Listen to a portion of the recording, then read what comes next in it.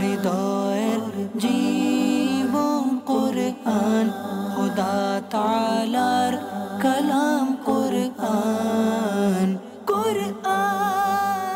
আলহামদুলিল্লাহ রাব্বিল আলামিন ওয়াসসালাতু ওয়াসসালামু আলা সাইয়্যিদিল আমবিয়া ওয়াল মুরসালিন আম্মা বা'দ ফাআউযু বিল্লাহি মিনাশ শাইতানির রাজীম বিসমিল্লাহির রহমানির রহিম আসসালাতু ওয়াসসালামু আলাইকা ইয়া রাসূলুল্লাহ ওয়া আলা আলিকা ওয়া আসহাবিকা ইয়া হাবিবাল্লাহ আসসালাতু ওয়াসসালামু আলাইকা ইয়া নাবিয়াল্লাহ ওয়া আলা আলিকা ওয়া আসহাবিকা ইয়া নূরাল্লাহ। মাদানী চ্যানেল দর্শকবৃন্দ, দুরুদে পাকের অগণিত ফজিলত ও বারাকাত রয়েছে। আল্লাহ তাআলার প্রিয় নবী, আমাদের প্রিয় আকা রসুল আকরাম নূরে মুজাসসাম সরকার দো আলম সাল্লাল্লাহু তাআলা আলাইহি ওয়া আলিহি ওয়াসাল্লাম ইরশাদ করেন, কিয়ামতের দিন তোমাদের মধ্য থেকে অধিক নিকটবর্তী সে হবে যে দুনিয়াতে আমার প্রতি অধিক পরিমাণে দরুদ শরীফ পাঠ করবে। সাল্লু আলাল হাবিব সাল্লাল্লাহু তাআলা আলা মুহাম্মদ সাল্লাল্লাহু আলাইহি ওয়াসাল্লাম সালাতু ওয়া সালামান আলাইকা ইয়া সাইয়্যিদি ইয়া রাসূলুল্লাহ সাল্লাল্লাহু আলাইহি ওয়াসাল্লাম। মাদানী চ্যানেল দর্শকবৃন্দ, ধারাবাহিক অনুষ্ঠান আমার রবের বাণীতে আপনাদের আরেকবার সুস্বাগতম। আসুন, অনুষ্ঠানের প্রারম্ভেই আমরা ভালো ভালো নিয়ত করে নিই, কেননা রসুল আকরাম নূরে মুজাসসাম সাল্লাল্লাহু তাআলা আলাইহি ওয়া আলিহি ওয়াসাল্লাম ইরশাদ করেন, নিয়তুল মুমিনি খায়রুম মিন আমালি। মুমিনের নিয়ত তার আমলের চেয়ে উত্তম। অন্য হাদিসে পাকে আসছে, নিয়ত যত অধিক হবে সওয়াব তত অধিক হবে। তা আসুন আমরা নিয়ত করে নিই আল্লাহ তাআলার সন্তুষ্টির জন্য, সওয়াব হাসিলের জন্য, ইলমে দ্বীন অর্জনের জন্য। রবের বাণী অনুষ্ঠান শেষ পর্যন্ত দেখব, নিজে আমল করব, অন্যের নিকট পৌঁছে দেওয়ার চেষ্টা করব। মাদানী দর্শকবৃন্দ, আমাদের এই অনুষ্ঠান এর মাঝে বিভিন্ন পর্ব রয়েছে, সেগমেন্ট রয়েছে। এই পর্বগুলোতে, সেগমেন্টগুলোতে আমরা বিভিন্ন অংশে বিভক্ত করেছি। কোরআন পাকের তেলাওয়াত শ্রবণ করি, অনুবাদ, প্রাসঙ্গিক তাফসীর, কিছু আলোচনা। এরই পাশাপাশি আপনাদের জন্য কিছু প্রশ্ন থাকে, কোরআনী প্রশ্ন, কোরআন সম্পর্কিত প্রশ্ন। আমি আশা রাখবো আপনারা আমাদের এই কোরআনী প্রশ্নে, কোরআন সম্পর্কিত এই প্রশ্নে আপনারা সম্পৃক্ত হবেন। আমাদের প্রত্যেকের উচিত কোরআন সম্পর্কে অবহিত হওয়া, কিন্তু অত্যন্ত পরিতাপের বিষয়, আজ আমরা কোরআনুল কারীম থেকে, আমার রবের বাণী থেকে দূরে সরে যাচ্ছি, যার পরিণতি, শিক্ষা, সিচুয়েশন আমরা পর্যবেক্ষণ করতে পারছি যে মুসলিম উম্মাহ কোরআন থেকে যতই দূরে যাচ্ছে, আল্লাহর কালাম থেকে, রবের বাণী থেকে যত দূরে যাচ্ছে তত দুর্বল হচ্ছে। কোরআন থেকে যত বিচ্ছিন্ন হচ্ছে, কোরআনের শিক্ষা থেকে যত বিচ্ছিন্ন হচ্ছে, ততই আমরা ধ্বংসের দিকে অগ্রসর হচ্ছি। কারণ মুসলমানদের উন্নতির মাধ্যম আল্লাহ রাব্বুল আলামিনের নির্দেশিত পথে চলা। যখনই মুসলমান আল্লাহ তাআলার দেখানো পথকে ছেড়ে দিয়ে মানব রচিত কোনো মতাদর্শের পিছনে ছুটবে, সে কখনো সফল কাম হবে না, যার জ্বলন্ত প্রমাণ বর্তমান মুসলিম উম্মাহ। আমরা কোরআন এবং সুন্নাহকে ছেড়ে দিয়ে এক একজন এক একভাবে চলার চেষ্টা করি। কোনো ব্যক্তির দর্শন, কারো স্বপ্নের দর্শন, কোনো ব্যক্তির দেখানো পথ না, একমাত্র পথ রসুল আকরাম সাল্লাল্লাহু আলাইহি ওয়াসাল্লামের দেখানো, যা কোরআনুল কারীম আল্লাহ তাআলা নির্দেশনা দিয়েছেন। প্রিয় ইসলামী ভাইরা, আমরা এখন কোরআনে পাকের তেলাওয়াত শ্রবণ করব। আমরা শুধু না, এখন বরং প্রতিনিয়ত চেষ্টা করব কোরআন তেলাওয়াত শ্রবণ করার, নিজে কোরআনে পাকের তেলাওয়াত করার। দেখুন, আমি বারবার আপনাদের কাছে এই অনুষ্ঠানের মধ্যে অনুরোধ আরজ করি, এই অনুরোধ উপস্থাপন করি, অনুরোধ করে থাকি যে আমরা আজকে নিজেকে মুসলমান দাবি করি। আমার নাম জহিরুল ইসলাম, আপনার নাম নজরুল ইসলাম, মেজহারুল ইসলাম। আমরা ইসলাম আমাদের সাথে আছে, কিন্তু আমরা কতটুকু ইসলামকে মেনটেন করছি। দেখুন, একেবারে সহজতর বিষয়টা। মুসলমান চলবে কিভাবে? কোরআনের আলোতে। মুসলমান এর পরিচয় কি? সে কোরআনের আলোয় আলোকিত হবে। কোরআন যেটাকে হারাম বলেছে, নিষেধ করেছে, সেটা বর্জন করবে, যেটা নির্দেশ দিচ্ছে সে অনুযায়ী করবে। কিন্তু দেখুন তো, আমি, আপনি, আমরা কতজন ভাই, কতজন বোন আজকে কোরআনের নির্দেশ মোতাবেক চলছি? কোরআনকে জানি কতজন? কোরআনের মাঝে কি কি হারাম করেছেন তাকে আমি জানি? অথচ আমরা নিজেকে অনেক বড় মুসলমান দাবি করি, আশিক রাসূল দাবি করি। আসুন মাদানী দর্শকবৃন্দ, আমাদের এই অনুষ্ঠানের মূল উদ্দেশ্যই হচ্ছে কোরআনকে জানা, কোরআনকে বোঝা, কোরআনের রঙে নিজেকে রঙিন করা। আল্লাহ তাআলা আমাদেরকে তৌফিক দিক। আসুন আমরা পরবর্তী পর্বে সেগমেন্টের দিকে অগ্রসর হব। জি, পরবর্তী সেগমেন্ট হৃদয়ের জীবন কোরআন, খোদা তাআলার কালাম কোরআন। খোদা তাআলার কালাম কোরআন। যে যেখান থেকে দেখতে পাচ্ছেন মাদানী দর্শকবৃন্দ, আমি অনুরোধ জানাবো, আসুন মনোযোগের সাথে কোরআনুল কারীমের সূরা আলে ইমরানের 102 থেকে 105 নম্বর আয়াতে কারিমা আমরা তেলাওয়াত শ্রবণ করি। أعوذ بالله من الشيطان الرجيم. بسم الله الرحمن الرحيم. يا أيها الذين آمنوا اتقوا الله حق تقاته ولا تموتن إلا وأنتم مسلمون. واعتصموا بحبل الله جميعا ولا تفرقوا. واذكروا نعمة الله عليكم إذ كنتم أعداء فألف بين قلوبكم فأصبحتم بنعمته إخوانا وكنتم على شفا حفرة من النار فأنقذكم منها. كذلك يبين الله لكم آياته لعلكم تهتدون. ولتكن منكم أمة يدعون إلى الخير ويأمرون بالمعروف وينهون عن المنكر وأولئك هم المفلحون. ولا تكونوا كالذين تفرقوا واختلفوا من بعد ما جاءهم البينات وأولئك لهم عذاب عظيم. صدق الله العظيم. সুবহানাল্লাহ, সুবহানাল্লাহ। আল্লাহ সুবহানাহু ওয়া তাআলা এই আয়াতে কারিমার মাঝে অত্যন্ত অত্যন্ত অত্যন্ত গুরুত্বপূর্ণ বিষয় উপস্থাপন করেছেন। আমরা শুনি কিছু অনুবাদ।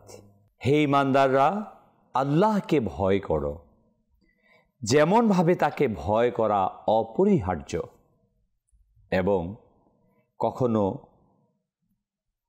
মুসলমান না হয়ে মৃত্যুবরণ করো না।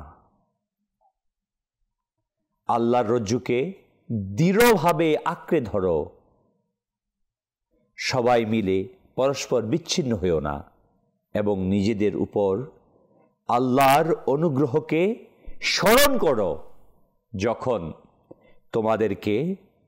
তোমাদের মধ্যে শত্রুতা ছিল। তিনি তোমাদের অন্তরগুলোকে সম্প্রীতি সৃষ্টি করে দিয়েছেন, সুতরাং তার অনুগ্রহক্রমে তোমরা পরস্পর ভ্রাতৃত্ব বন্ধনে আবদ্ধ হয়ে গিয়েছ, এবং তোমরা দুজকের একটি গর্তের প্রান্তে ছিলে, তখন তিনি তোমাদের তা থেকে রক্ষা করেছেন। আল্লাহ এভাবেই সেই নিদর্শনাবলী বর্ণনা করেন যাতে তোমরা হিদায়াত পাও। এবং তোমাদের মধ্যে এমন একটি দল হওয়া উচিত যারা কল্যাণের প্রতি আহ্বান জানাবে, ভালো কাজের নির্দেশ দেবে, মন্দ থেকে নিষেধ করবে, আর এরাই সফল কাম হবে। তোমরা তাদের মতো হয়েও না যারা নিজেদের নিকট স্পষ্ট নিদর্শনসমূহ আসার পর বিচ্ছিন্ন হয়েছে ও নিজেদের মধ্যে মতান্তর সৃষ্টি করেছে, আর তাদের জন্য রয়েছে মহা শাস্তি। প্রিয় ইসলামী ভাইয়েরা ও মাদানী চ্যানেলের দর্শকবৃন্দ, একজন মুসলমানের কি কি কাজগুলো করা দরকার? একজন মুসলমানকে সফল কাম হওয়ার জন্য কোন কোন বিষয়গুলো চর্চা করার দরকার, অনুসরণ করার দরকার, ওই বিষয়টা এই আয়াতে কারিমার মাঝে আল্লাহ তাআলা স্পষ্টভাবে ফুটিয়ে তুলেছেন। আল্লাহ তাআলা ইরশাদ করেছেন, ইয়া আইয়ুহাল্লাযীনা আমানুত্তাকুল্লাহ হাক্কা তুকাতিহি ওয়া লা তামুতুন্না ইল্লা ওয়া আনতুম মুসলিমুন। হে ঈমানদারগণ, আল্লাহকে ভয় করো যেমন তাকে ভয় করা অপরিহার্য, এবং তোমরা মুসলমান না হয়ে মৃত্যুবরণ করিও না। আল্লাহ তাবারক ওয়া তাআলা কত সুন্দরভাবে আমাদেরকে নির্দেশনা দিয়েছেন। আল্লাহকে যেমন ভয় করা উচিত, কেমন ভয় করা উচিত? আল্লাহ কি মহান, কত ক্ষমতাধর। দেখুন, আমি যদি দুনিয়াবি কিছু এক্সাম্পল প্রদান করি, উদাহরণ দেই, আপনারা হয়তো সহজভাবে অনুধাবন করতে পারবেন।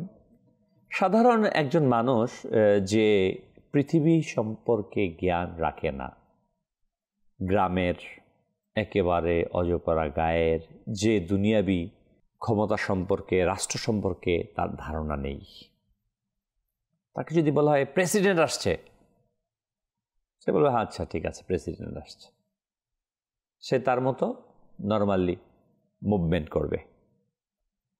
সে যেই গ্রামে বাস করে, ওই গ্রামেরই যেই শহর, যেই জেলা, ওই জেলার যিনি জেলা প্রশাসক, তাকে যদি আপনি গিয়ে বলেন এই প্রধানমন্ত্রী আসছে বা রাষ্ট্রপতি আসছে, ওই যে অজপাড়া গায়ের যিনি দুনিয়া সম্পর্কে হয়তো তার অধিকতর জ্ঞান নেই, তার যে রেসপন্স, তার যে অবস্থান, একই কি রেসপন্স বা অবস্থান ওই জেলা প্রশাসকের হবে? নাকি জেলা প্রশাসক যিনি ডিসি, তার রেসপন্স অনেক বেশি হবে? নিঃসন্দেহে আপনি বলবেন ডিসি সাহেবের রেসপন্সটা অনেক বেশি হবে। সে অস্থির হয়ে যাবে, বেকুল হয়ে যাবে, কারণ রাষ্ট্রের প্রধান কর্তা আসছে তার এখানে। সে অত্যন্ত ভয়ভীতির সাথে উত্তম থেকে উত্তমভাবে ম্যানেজমেন্ট করতে শুরু করে দেবে। বাস্তবতা তাই, কারণ ওই জেলা প্রশাসক সে জানে এই রাষ্ট্রপতি কিংবা প্রধানমন্ত্রীর ক্ষমতা কতটুকু, আর ওই গ্রামের যে রাষ্ট্র সম্পর্কে পরিপূর্ণ জ্ঞান নেই, সাধারণ একজন ব্যক্তি, সে ততটুকু রেসপন্স দেবে না। ঠিক আছে আসছে ভালো। ঠিক অনুরূপ ম্যাটারটা আমাদের হাল। আমরা আল্লাহ তাআলা সম্পর্কে, তার ক্ষমতা সম্পর্কে, কুদরত সম্পর্কে অনবহিত, অজ্ঞ বিধায় আমরা আল্লাহ তাআলাকে ভয় করি না। কোরআন বলা হয়েছে নিশ্চয়ই উলামাগণ আল্লাহ তাআলাকে অধিক ভয় করেন। উলামা মিন, আমরা শুধু যেন এটাই মনে না করি উলামা যারা মাদ্রাসায় লেখাপড়া করে, না, বরং এখানে জ্ঞানীদের কথা। মাদ্রাসায় লেখাপড়া তারাও উলামা, তারাও জ্ঞানী, কিন্তু এর বাহিরেও অসংখ্য জ্ঞানী রয়েছে যারা আল্লাহর মারিফাতকে চিনেছে, আল্লাহকে চিনেছে, কোরআনকে উপলব্ধি করেছে। যে আল্লাহ তাবারক ওয়া তাআলাকে যে যত বেশি চিনতে পেরেছে, আল্লাহ তাআলাকে সে ততটুকু অধিক ভয় করে, যে যত বেশি প্রিয় আকা মাদানী মুস্তফা সাল্লাল্লাহু আলাইহি ওয়াসাল্লাম, আম্বিয়া কেরাম আলাইহিমুস সালাতু ওয়াস সালাম, তারা কান্নাকাটি করতেন অধিক থেকে অধিক। কেন? আল্লাহ তাআলাকে তারা চিনেছেন, আল্লাহ তাআলার মহত্ব সম্পর্কে, তার কুদরত সম্পর্কে, তার ক্ষমতা সম্পর্কে আল্লাহ তাআলা নবীগণ আলাইহিমুস সালাতু ওয়াস সালাম তারা উপলব্ধি করেছেন। তার পরবর্তীতে সাহাবায়ে কেরাম আল্লাহকে ভয় করেছেন, তারা কান্নাকাটি করতেন আল্লাহ তাআলা ভয়ে প্রকম্পিত হয়ে। তাবেঈনগণ, আউলিয়ায়ে কামিলিনগণ, হযরতে উসমানে গনি রাদিয়াল্লাহু তাআলার ব্যাপারে আসছে, তিনি এভাবে কাঁদতেন যে তার দাড়ি মুবারক থেকে টপ টপ করে পানি বের হয়ে পড়ত। রাসূল আকরাম সাল্লাল্লাহু আলাইহি ওয়াসাল্লাম, সাহাবায়ে কেরামের এরকম অসংখ্য ঘটনা আছে যে তাদের কান্নার আওয়াজ এমন হতো, বুক থেকে আওয়াজ বের হতো, মনে হচ্ছে ডেগে কোনো পানি উতরাচ্ছে। আল্লাহ তাআলাকে যে যত বেশি চিনতে পেরেছে, যত বেশি মুহাব্বত করেছে, আল্লাহ তাআলার ভয় তার হৃদয়ের মাঝে তত বেশি। প্রিয় ভাই, আপনিও বলেন, আমিও বলি, আল্লাহকে ভয় করি। যে আল্লাহকে ভয় করে, যে আল্লাহকে ভয় পায়, তার দ্বারা কি কখনো নামাজ কাজা করা সম্ভব? তার দ্বারা কি কখনো মিথ্যা কথা বলা সম্ভব? তার দ্বারা কি মানুষের অকল্যাণ করা, সৃষ্টির অকল্যাণ করা, ইসলামের অকল্যাণ করা, রাষ্ট্রের অকল্যাণ করা তার দ্বারা সম্ভব? পশ্চিমকালেও না। কারণ সে জানে আল্লাহ দেখছেন, কেউ দেখেনি, চার দেয়ালের ভিতর আল্লাহ দেখছেন, আল্লাহ দেখছেন। অতএব যে বান্দা, যে ব্যক্তি আল্লাহ তাআলাকে যত বুঝতে পেরেছে, তার ভিতর তত বেশি ভয় আসছে। কোরআনে পাকে আল্লাহ কত সুন্দরভাবে ইরশাদ করে দিলেন, ওয়ালা তামুতুন্না ইল্লা ওয়া আনতুম মুসলিমুন। আল্লাহ, আর কখনো মুসলমান না হয়ে মৃত্যুবরণ করো না। পরিপূর্ণ মুসলমান হওয়ায় মৃত্যুবরণ করার জন্য বলেছে। ইসলাম একটি পরিপূর্ণ জীবন বিধান। আমরা অনেকে এটাকে বিভিন্ন পার্ট করে ফেলেছি, কাট করে ফেলেছি না। শুধু নামাজ পড়ার নাম ইসলাম, দাড়ি রাখার নাম ইসলাম, রোজা রাখার নাম ইসলাম, ইসলামিক নাম রাখার নাম ইসলাম। এটা না, এটা একটা পার্ট। নামাজ, রোজা, হজ, যাকাত মৌলিক স্তম্ভ। পরিবার ইসলামের অংশ, ব্যবসা ইসলামের অংশ, চাকরি ইসলামের অংশ, পারিবারিক আনুষ্ঠানিকতা ইসলাম। আপনার এই পরিবার, আপনার সমাজ, আপনার রাষ্ট্র, ব্যক্তি জীবনের প্রতিটি অংশ ইসলামের অন্তর্ভুক্ত, ইবাদতের অন্তর্ভুক্ত। কোনোটা ফরজ, কোনোটা বা ওয়াজিব, কোনোটা বা সুন্নত। প্রিয় ইসলামী ভাইরা, কিন্তু দেখুন আজ আমরা ইবাদতটাকে একটা ভাগ করে দিয়ে নিজের মন গড়া জিন্দিগি অতিবাহিত করছি। কোরআনে আল্লাহ তাআলা বলে দিয়েছেন, তোমরা মুসলমান না হয়ে পরিপূর্ণ মৃত্যুবরণ করো না। আল্লাহ কোরআনে পাকে পরবর্তী আল্লাহ তাআলা ইরশাদ ফরমান, এবং আল্লাহর রজ্জুকে দৃঢ়ভাবে আঁকড়ে ধরো সবাই মিলে। তাফসীরকারকদের অভিমত হচ্ছে, তা দ্বারা কোরআন মাজিদকে বোঝানো হয়েছে। মুসলিম শরীফ হাদিসে বর্ণিত হয় যে কোরআনে পাক হচ্ছে আল্লাহ তাআলার রজ্জু, হাবলুল্লাহ। যে ব্যক্তি এর অনুসরণ করেছে সে হেদায়াতের উপর প্রতিষ্ঠিত হয়েছে। যে ব্যক্তি কোরআনকে ছেড়ে দিয়েছে সে পথ ভ্রষ্টতার উপর রয়েছে। হযরতে আব্দুল্লাহ ইবনে মাসউদ রাদিয়াল্লাহু তাআলা আনহু বলেন, আল্লাহর রজ্জু ধারা জামাআত তথা আহলে সুন্নাত ওয়াল জামাআত বুঝায়। তিনি রাদিয়াল্লাহু তাআলা আনহু আরো ইরশাদ করেন, তোমরা জামাআত তথা আহলে সুন্নাতের উপর ঐক্যবদ্ধ থাকো। কেউই অনিবার্য, এটাকে অনিবার্য করে নাও। সেটাই হচ্ছে আল্লাহর রজ্জু, যাকে দৃঢ়ভাবে আঁকড়ে ধরার আল্লাহ সুবহানাহু ওয়া তাআলা নির্দেশ দিয়েছেন। প্রিয় ইসলামী ভাইয়েরা ও মাদানী চ্যানেল দর্শকবিন্দু, অতঃপর আল্লাহ তাআলা বলেন পরস্পর বিচ্ছিন্ন হইও না।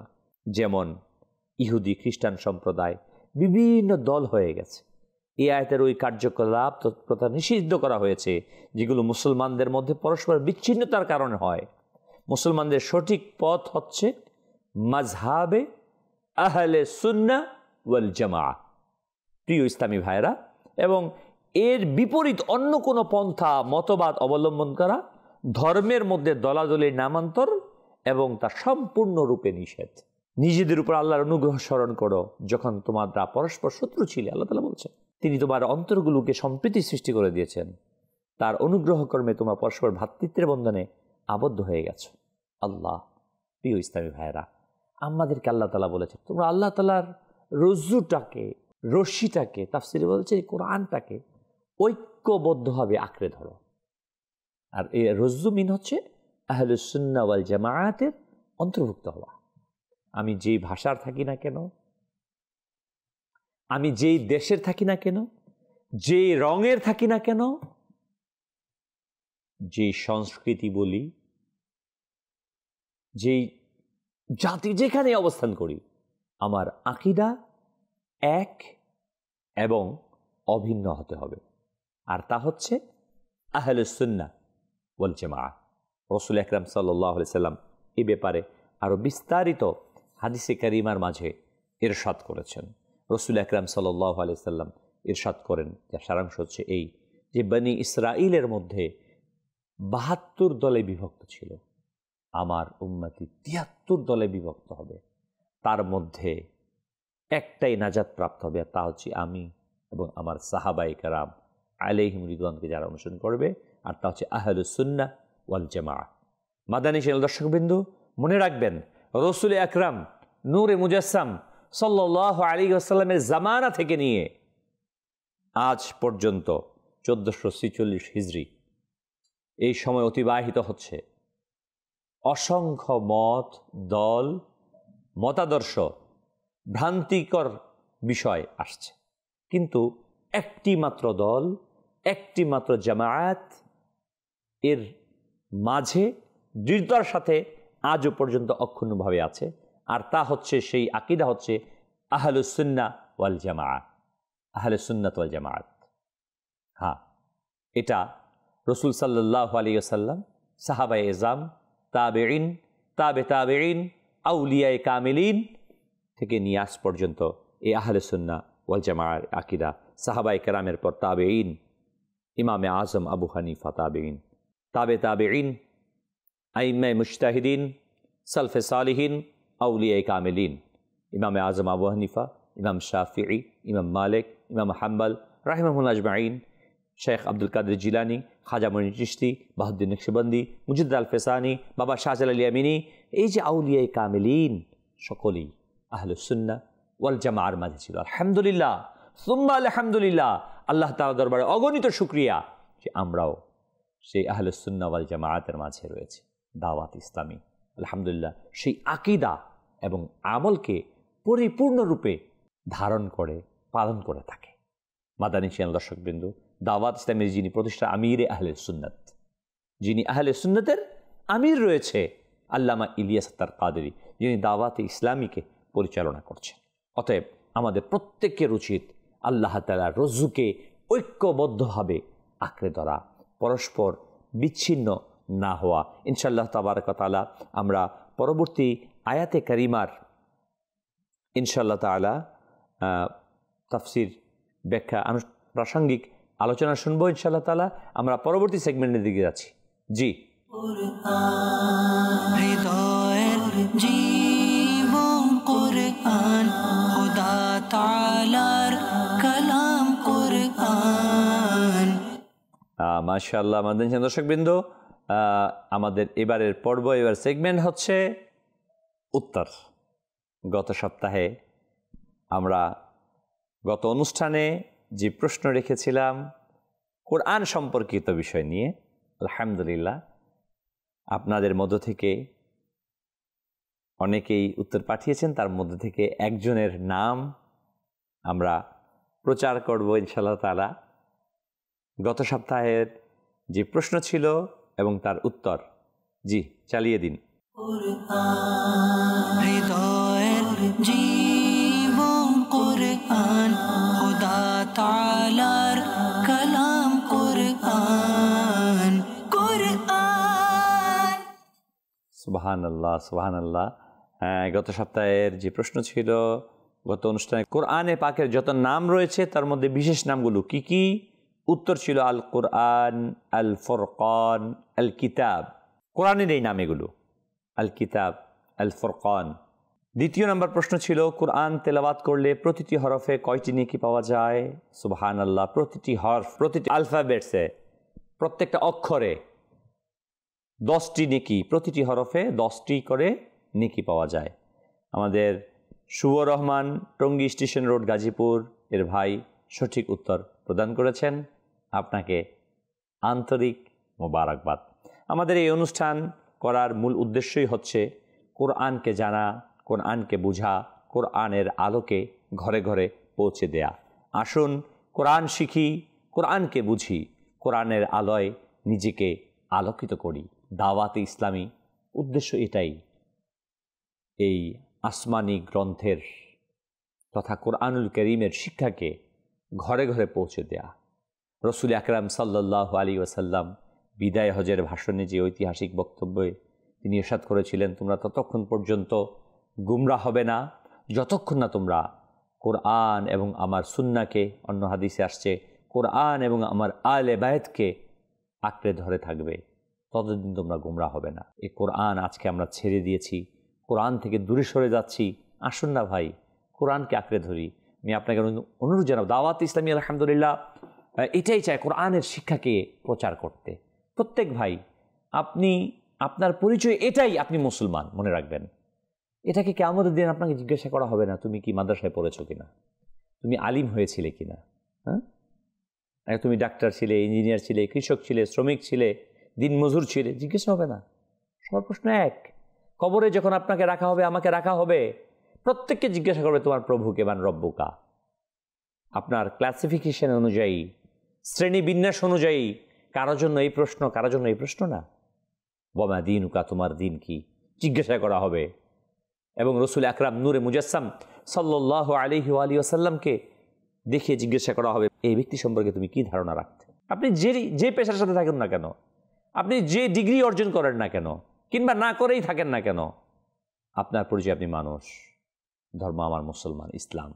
অতএব আমাদের প্রত্যেককে এই প্রশ্নের সম্মুখীন হতে হবে, মাদানী চ্যানেল দর্শকবৃন্দ। অতএব আপনি এটা ভাবিয়েন না আপনি মুক্তি পেয়ে যাবেন আপনি ইমাম সাহেব না দেখে। কারণ ইমাম সাহেবের জন্য ভিন্ন প্রশ্ন আর আপনার জন্য ভিন্ন প্রশ্ন, তা কিন্তু নয়। ইমাম সাহেবের জন্য, কারি সাহেবের জন্য ভিন্ন ম্যাটার, আপনার জন্য ভিন্ন ম্যাটার, তা কিন্তু না। বরং আপনি, আমি, আমরা সকলেই একই প্রশ্নের সম্মুখীন হবে। কিয়ামতের দিনও কিন্তু ওই একই 5টি প্রশ্নের উত্তর আপনাকে, আমাকে, সকল মানব মণ্ডলীকে প্রদান করতে হবে।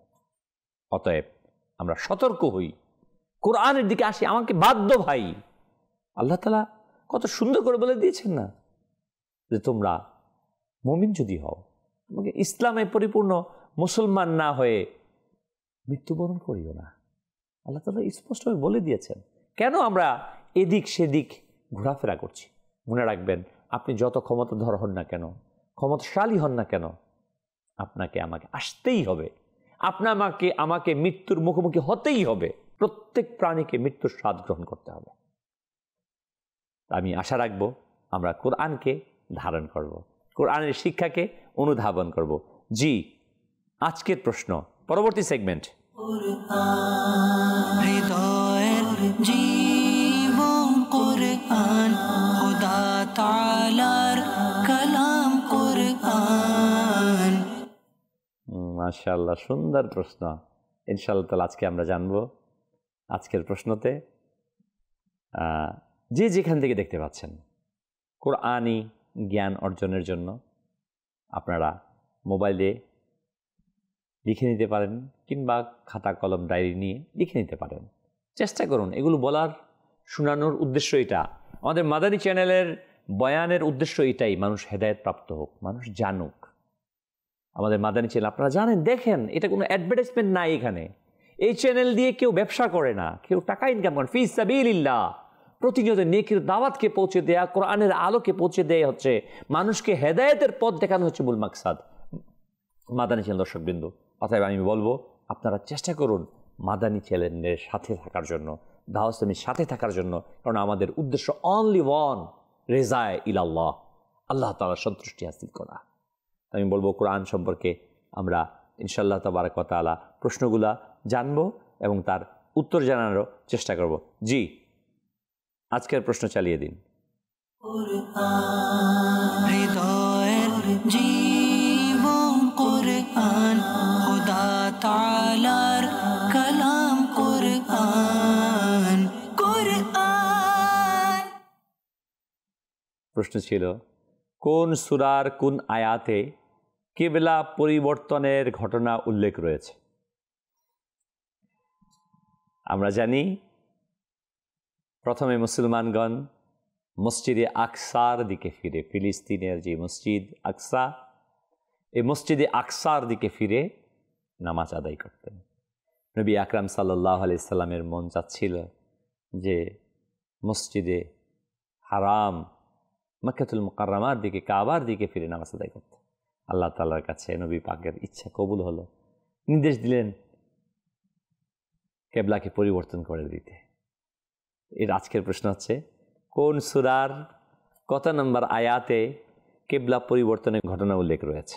2 নম্বর প্রশ্ন, কোন সূরার কোন আয়াতে তালুত ও জালুতের ঘটনা? তালুত জালুত কারা? অনেক মজার ঘটনা কোরআনে পাকে বর্ণিত আছে। আপনারা যখন এটাকে জানার চেষ্টা করবেন অনেক মজা পাবেন। আমি মাদানী চ্যানেল দর্শকবৃন্দকে অনুরোধ জানাবো, আপনারা চেষ্টা করুন এগুলি খোঁজার জন্য এবং সে অনুযায়ী এলম অর্জন করার জন্য যে কোরআনুল কারীমের মাঝে কোন সূরার কোন আয়াতে তালুত ও জালুতের ঘটনা উল্লেখ রয়েছে। আমি আশা করব আপনারা আপনাদের প্রশ্নের সঠিক উত্তর লিখে ইনশাআল্লাহ তাবারাক ওয়া তাআলা আমরাও আপনার এই মতামতকে, কোনো প্রশ্ন থাকলে প্রশ্নকে অনুষ্ঠানের সাথে সম্পৃক্ত করার চেষ্টা করব। সাল্লু আলাল হাবিব সাল্লাল্লাহু তাআলা আলা মুহাম্মদ সাল্লাল্লাহু আলাইহি ওয়াসাল্লাম, সালাতাও ওয়া সালামান আলাইকা ইয়া রাসূলুল্লাহ সাল্লাল্লাহু আলাইহি ওয়াসাল্লাম। প্রিয় ইসলামী ভাইরা ও মাদানী চ্যানেলের দর্শকবৃন্দ, আমরা 103 নম্বর আয়াতে কারিমার প্রথম অংশে আমরা অনুবাদ এবং প্রাসঙ্গিক কিছু আলোচনা শুনছিলাম। অতঃপর আল্লাহ তাবারক ওয়া তাআলা ইরশাদ করেন, এবং নিজেদের উপর আল্লাহর অনুগ্রহকে স্মরণ করো, যখন তোমাদের মধ্যে শত্রুতা ছিল তিনি তোমাদের অন্তরগুলোকে সম্প্রীতি সৃষ্টি করে দিয়েছেন, তার অনুগ্রহ কর্মে তোমরা পরস্পর ভ্রাতৃত্ব বন্ধনে আবদ্ধ হয়ে গেছো এবং তোমরা দুজকের গর্তের প্রান্তে ছিলে। আল্লাহ আল্লাহ। প্রিয় ইসলামী ভাইরা, এই জায়গাতে আল্লাহ তাবারক ওয়া তাআলা আমাদেরকে স্মরণ করে দিয়েছেন যে ইসলামের বদৌলতে শত্রুতা দূরীভূত হয়ে পরস্পরের মধ্যে দ্বীনি মুহাব্বত সৃষ্টি হয়েছে। এমনকি আউস খাজরাজ গোত্রের মধ্যে সে প্রসিদ্ধ যুদ্ধ যা দীর্ঘ 100 বছর যাবৎ অব্যাহত ছিল, লুটতরাজ হানাহানি ছিল, হুজুর আকরাম সাল্লাল্লাহু আলাইহি ওয়াসাল্লামের মাধ্যমে তা মিট হয়ে পরস্পরে ভাই হয়ে গিয়েছে।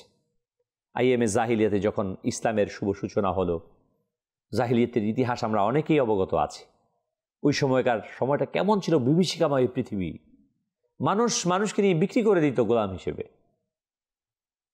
একটি ছাগলের জন্য বছরের পর বছর ধরে বংশ পরম্পরায় যুদ্ধ চালিয়ে যেত, হাজার হাজার মানুষকে খুন করত।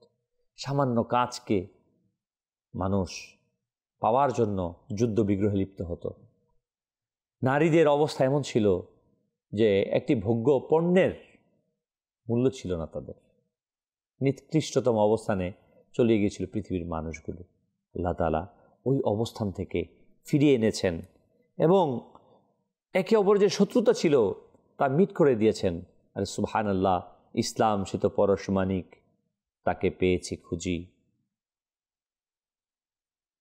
ইসলাম সেই পরশমানিকটা, আমরা তাকে পেয়েছি। পরশে যাহারা শোনা হলো তাদেরই মোরা বুঝি। নবী সাল্লাল্লাহু আলাইহি ওয়াসাল্লামের সোহবতে এসে, পরশে এসে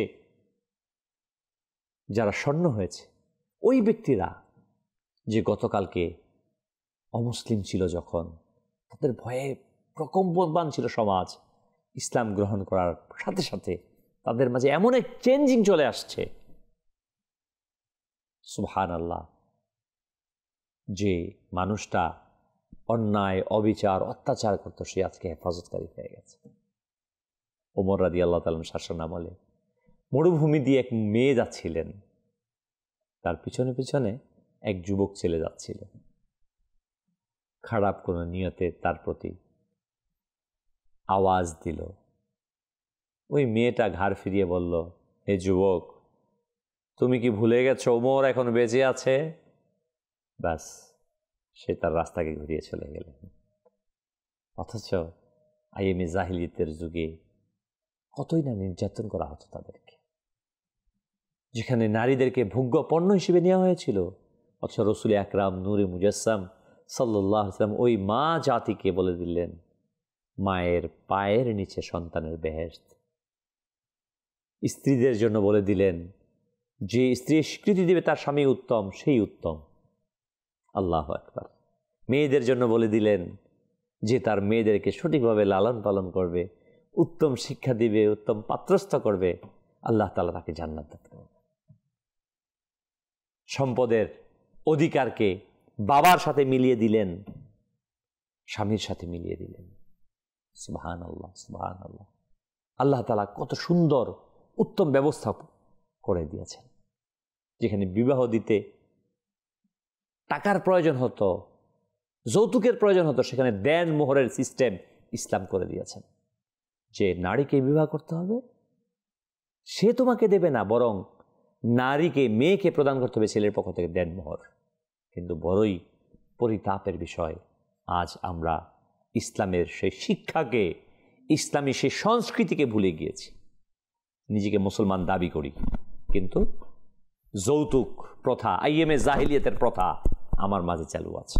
আমি নিজেকে মুসলমান দাবি করি, সুদ থেকে আমি বের হতে পারছি না, দুর্নীতি থেকে বের হতে পারছি না। আমি নিজেকে মুসলমান দাবি করি, কুদৃষ্টি থেকে আমি নিজেকে হেফাজত করতে পারছি না। প্রিয় ইসলামী ভাইরা, কোরআনে পাকে আল্লাহ তাআলা স্মরণ করিয়ে দিয়েছেন, তোমরা শত্রু ছিলে, তোমাদেরকে আল্লাহ তাআলা সম্প্রীতির মাধ্যমে একত্রীভূত করে দিয়েছেন। আল্লাহ আল্লাহ আল্লাহ তাবারক ওয়া তাআলা এখানে আরো বলছেন, তোমরা দোজখের এক গর্তের প্রান্তে ছিলে কুফুর অবস্থায়, যদি এই অবস্থায় মৃত্যুবরণ করতে তবে দোজখে পৌঁছে যেতে। আল্লাহ এভাবেই স্বীয় নিদর্শনাবলী বর্ণনা করেন, যাতে তোমরা হেদায়েত প্রাপ্ত হও। প্রিয় ইসলামী ভাইরা ও মাদানী দর্শকবৃন্দ, আল্লাহ তাআলার কত দয়া দেখুন। এই যে আমি আজকে এখানে বসে আপনাদের সামনে কথা বলছি, আমি মুসলমান, পিতা মাতার ঘরে জন্মগ্রহণ করেছি, কত সহজভাবে আমি এটাকে নিয়ে নিয়েছি।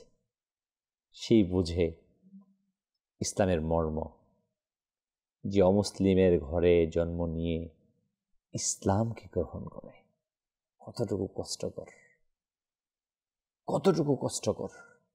নিজের পরিবার সব কিছুকে ছেড়ে দিয়ে শুধুই মাত্র ইসলামের জন্য নিজেকে উৎসর্গ করে দেয়। আমাদের পূর্বপুরুষগণ তাই তো করেছিলেন না? হযরত আবু বকর সিদ্দিক, যিনি মক্কাতুল মুকাররমার একজন শ্রেষ্ঠতম ব্যবসায়ী ছিলেন, অন্যতম শ্রেষ্ঠ ব্যবসায়ী, তিনি সকল সম্মান, সম্পদ সব কিছুকে উৎসর্গ করে দিয়ে আল্লাহ নবীর দরবারে যে উৎসর্গ করে দিয়েছেন। নিজের ঘরটাকে ছেড়ে দিয়ে তিনি হিজরত করে মদিনাতে চলে গিয়েছেন। সকল সাহাবায়ে কেরাম ইসলামের জন্য। আমাদের পূর্বপুরুষদের কথা ভাবি, তারাও তো ইসলাম গ্রহণ করেছে। একটি পরিবার থেকে যখন কেউ ইসলাম গ্রহণ করে নেয়, তাকে সেখান থেকে বের করে দেয়। এখনো অনেক মুসলমান হচ্ছে সারা পৃথিবী, আলহামদুলিল্লাহ, দাওয়াত ইসলামের মাধ্যমে আমাদের প্রিয় মাতৃভূমি বাংলাদেশও সারা পৃথিবীতে মুসলমান হচ্ছে।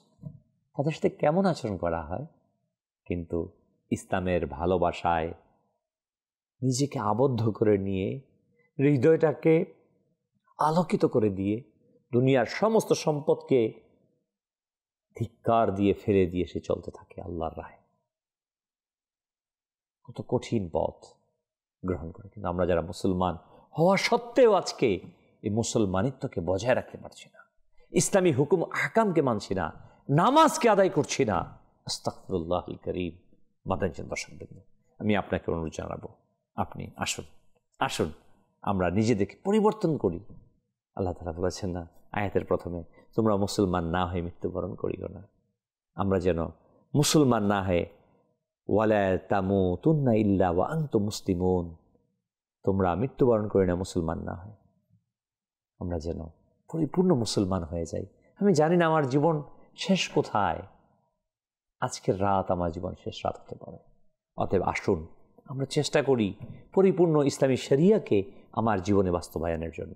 দাওয়াত ইসলামী আজ আমাদের সেই পথে আহ্বান করছে, ইসলামের রঙে রঙিন করার জন্য, কোরআনের রঙে রঙিন করার জন্য, সুন্নতের জীবনকে সাজানোর জন্য দাওয়াত ইসলামী প্রতি মুহূর্তে আপনাদেরকে আহ্বান করছে বিভিন্ন ওয়ে, মাদানী চ্যানেলের মাধ্যমে, মাদানী কাফেলার মাধ্যমে, নেকির দাওয়াতের মাধ্যমে। আমি আপনাকে দাওয়াত দিচ্ছি, আসছে 19, 20, 21 ডিসেম্বর ঢাকা আশিয়ান সিটিতে 3 দিনের ইজতেমা হবে। লাখো আশিকে রসুল, আশা করি আল্লাহ দয়া করলে লক্ষ লক্ষ আশিকে রসুল শামিল হবে। আপনি চলে আসুন, সেখানে চলে আসুন, 3 দিনের জন্য চলে আসুন, নিজেকে পরিবর্তন করি। আসুন না, আর কত স্বাভাবিক গতিতে আমি জীবনটাকে চালাবো? আমার কি মৃত্যুবরণ করতে হবে না? আমাকে কি পরিবর্তন হতে হবে না? আসুন নিজেদেরকে পরিবর্তন করি। কোরআনে পাকে আল্লাহ তাবারক ওয়া তাআলা ফরমান, ওয়ালতাকুম মিনকুম উম্মাতুন ইয়াদউনা ইলাল খায়র, সুবহানাল্লাহ। এবং তোমাদের মধ্যে এমন একটা দল হওয়া উচিত যারা কল্যাণের প্রতি আহ্বান করবে, ভালো কাজের নির্দেশ দেবে, মন্দ কাজ থেকে নিষেধ করবে। যেমনটি এই আয়াত থেকে সৎ কাজের নির্দেশ প্রদান, অসৎ কাজ থেকে বাধা প্রদান, ফরজ হওয়া এবং ইজমা ইমামদের ঐক্যমত দলিল হওয়ার পক্ষে প্রমাণ, এবং এরাই লক্ষ্যস্থলে পৌঁছবে। অর্থাৎ হযরত আলী মুর্তজা রাদিয়াল্লাহু তাআলা আনহু ইরশাদ করেন, সৎ কাজের নির্দেশ দেয়া, অসৎ কাজ থেকে বিরত রাখা শ্রেষ্ঠতম যুদ্ধ, শ্রেষ্ঠতম জিহাদ, মানুষদেরকে নেকির দিকে আহ্বান করতে থাকা।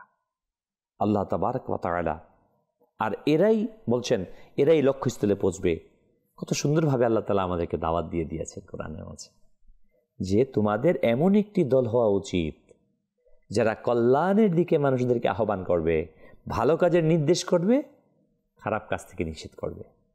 প্রিয় ইসলামী ভাইরা, আল্লাহ সুবহানাহু ওয়া তাআলা এই আয়াতে কারিমার মধ্যে আমাদেরকে এটাই শিক্ষা প্রদান করেছেন যে আমরা যেন মানুষদেরকে সৎ কাজে আহ্বান করি, অসৎ কাজ থেকে বাধা প্রদান করি।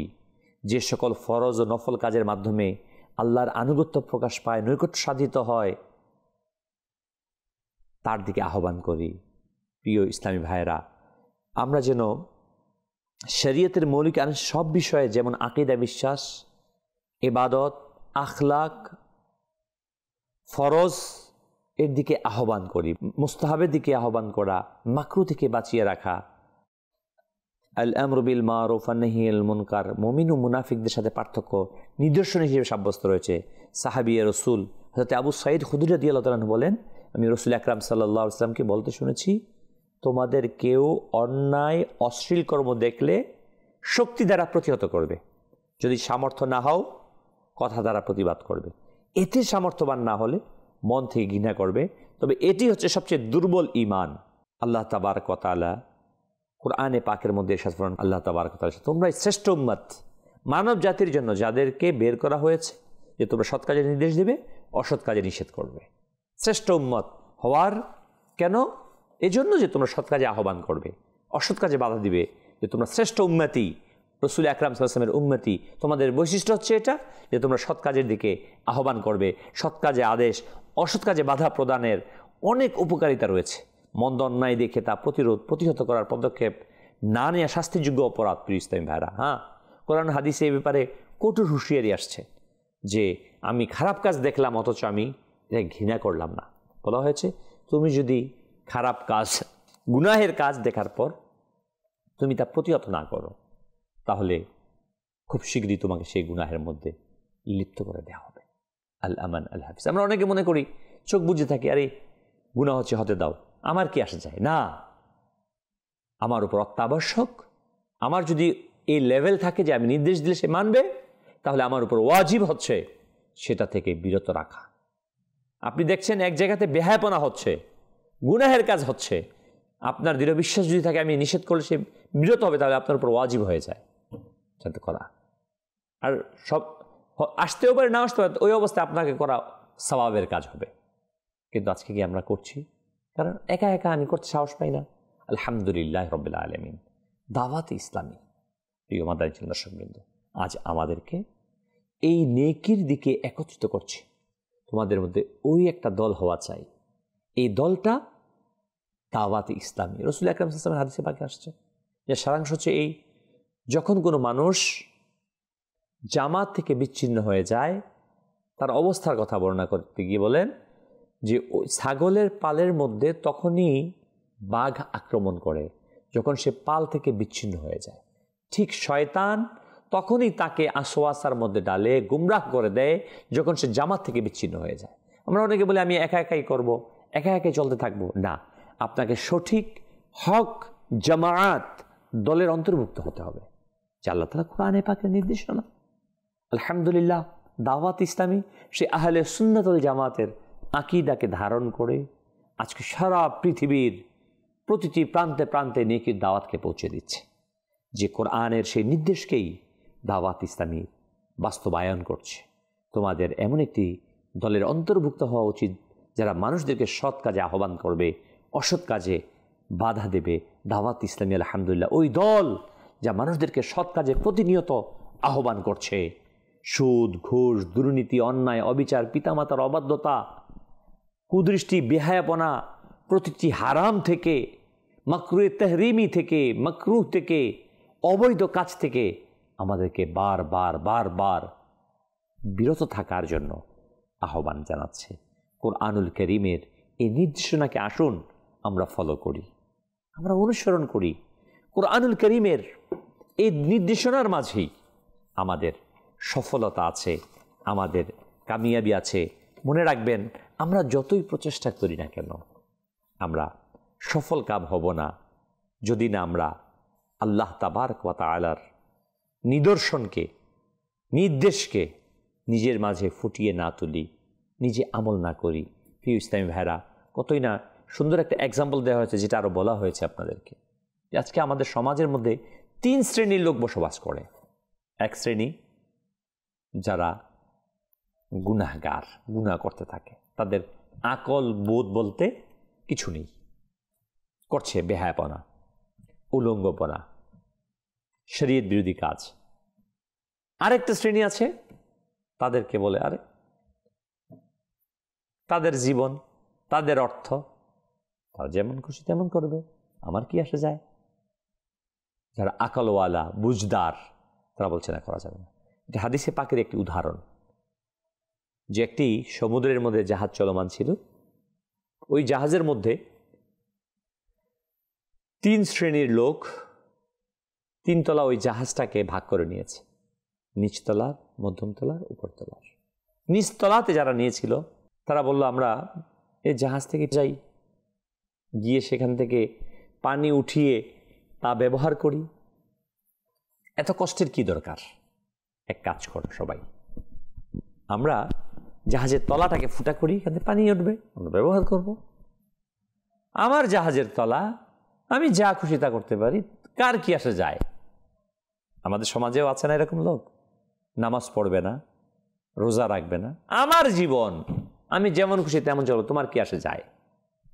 আমার টাকা আসছে, টাকা উড়াবো, বেহায়াপনা করব, বিয়ে অনুষ্ঠানে নর্তকী নাচাবো, গায়ে হলুদের নামে গুনার বাজারকে গরম করে দিব, আমার টাকা, আমি যা খুশি তা করব। আছে না সমাজের মধ্যে?